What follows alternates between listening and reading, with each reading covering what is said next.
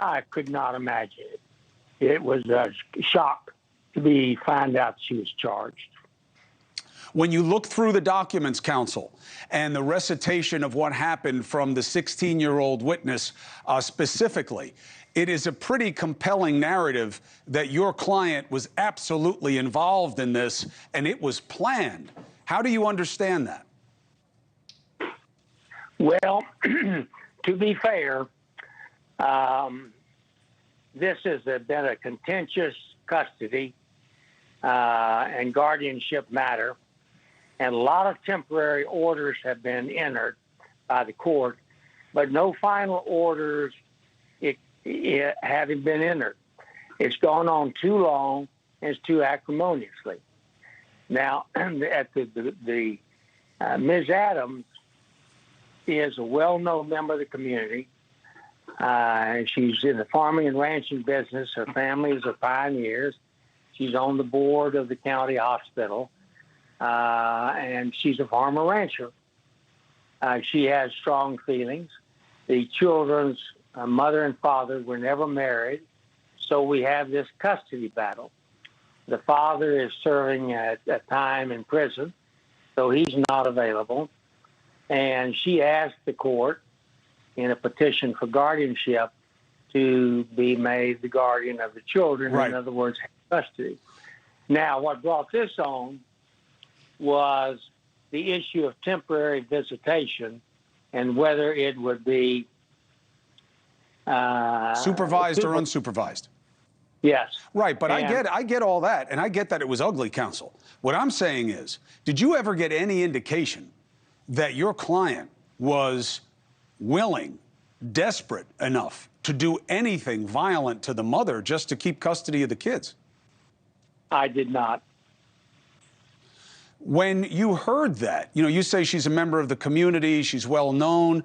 Did you know that she was a part of an organization called God's Misfits that's supposedly this kind of anarchic organization that's anti-government, anti-rules? I did not know that, but I'm not surprised. Cimarron County and much of the Panhandle is very individualistic, independent, mostly farmers and town suppliers, and very, very conservative. And I've represented people in the Panhandle over 50 years.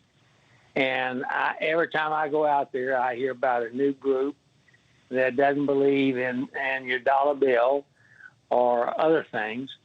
And that just goes on in Cimarron County. It's a small, isolated county, looks to Amarillo, shops Amarillo, watches Amarillo television, and they keep to themselves. But since 1960, they have changed politically. Very evangelical, very conspiratorial in the sense of not trusting the government. Now, that's probably half the county.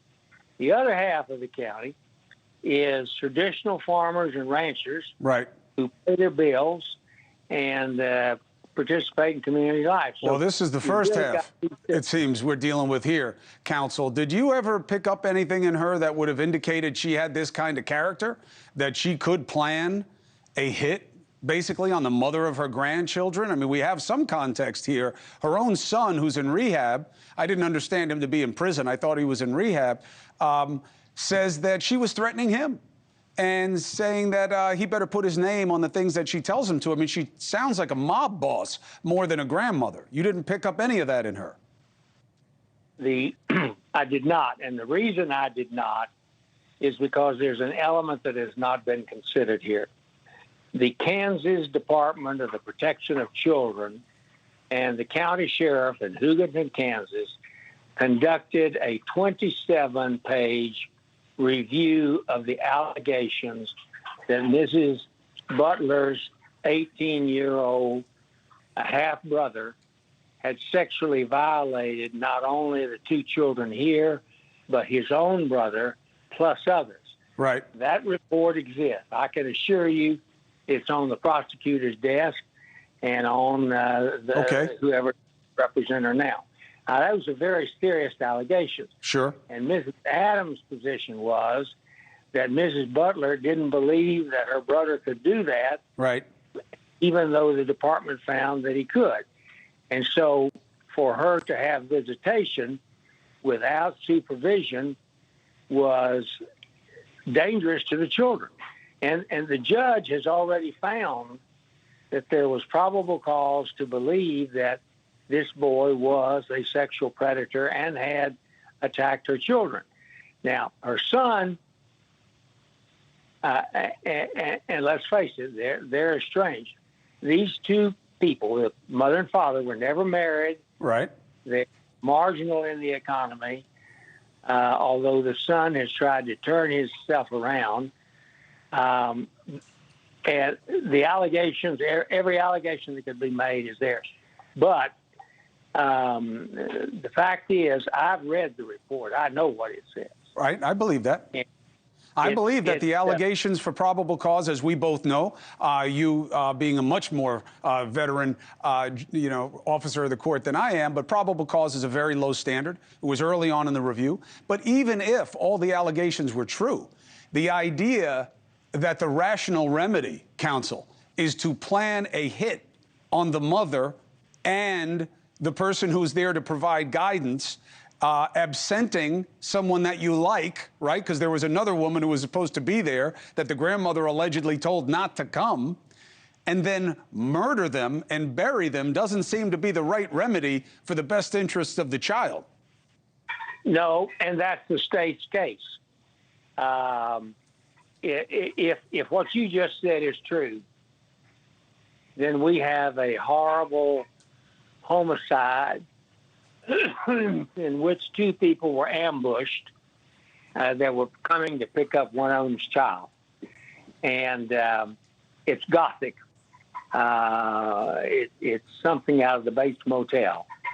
And it's a terrible thing. Whoever is responsible for it, it is shocking. There's no question about that. I think that, the most surprising thing to me, especially this, and then I'll let you go, and I appreciate your time, Mr. Jones, is that you could know somebody through the course of this and be completely shocked that she had this level of animus towards the mother, that you never saw any trace of that. I did not. I saw eccentricity. I saw Cimarron County individualism and independence, but I didn't see the prospect of homicide. Stephen Jones, I appreciate you very much. I know that you're recovering from a procedure. I wish you the best. Hey, thank you for watching.